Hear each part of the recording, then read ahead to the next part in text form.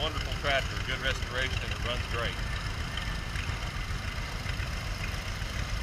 Up next is Johnny Berger on his Farmall Super M. The difference between a regular M and a Super M is that the Super M has a slightly larger displacement. The cylinders are about 1/8 of an inch larger in diameter to give a little bit more power. And this is a nicely restored tractor that he's pulling the little people mover with. Thank you. Next is Larry on his Perrin little garden tractor. He told me yesterday, and I hadn't known this, he's had this out here for a while. This is one of only 8 that was ever made.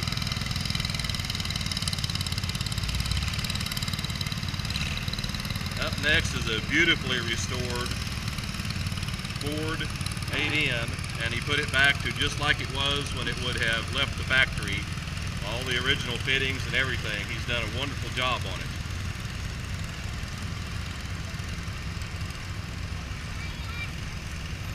Vern has a wonderfully restored, and it's been in his family since it was new, Ford AA truck that was converted to a Doodlebug and used by his dad and his dad's brother on their vegetable farm in Michigan. This tractor and truck sat in a barn for over 30 years.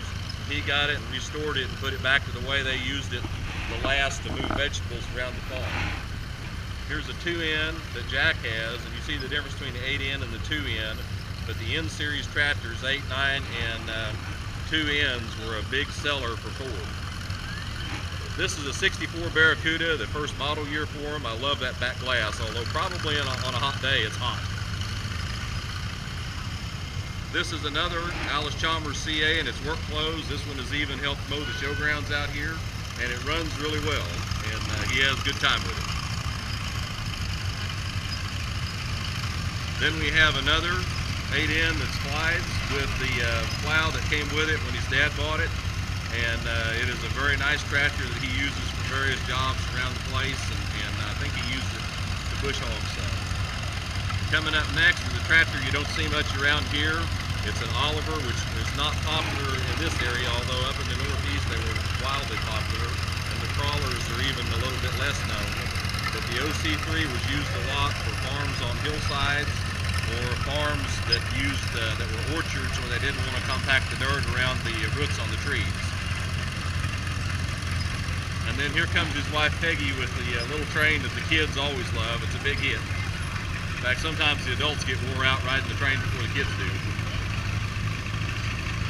And then we have one last one coming up, unless I see more.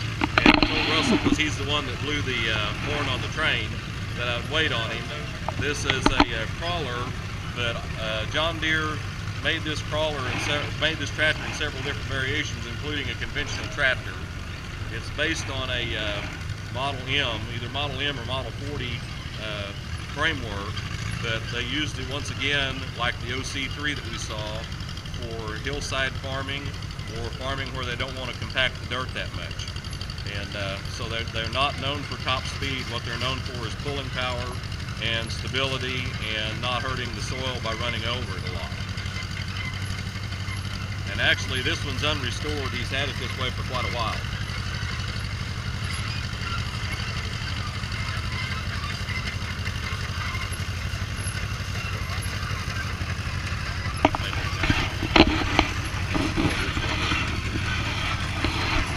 Oh, I see Orville Bartlett got a unusual tractor as well. This is a military case made by Case Manufacturing Company tractor that was made for the Army, but it was also used, it has lifting rings on it. This tractor was designed to be picked up and set on the deck of an aircraft carrier to move airplanes. We don't know the production numbers on how many of these tractors would have been made, but we know it has to be a fairly low number, and of all of them that were made, this is probably one of the remaining few left that actually runs. And really, Orville's not done anything really to restore this tractor. It's pretty much as he's had it for many years.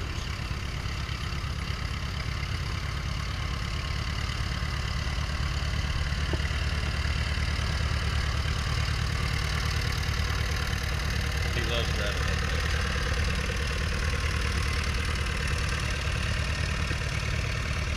I want to thank everybody for coming out to the show.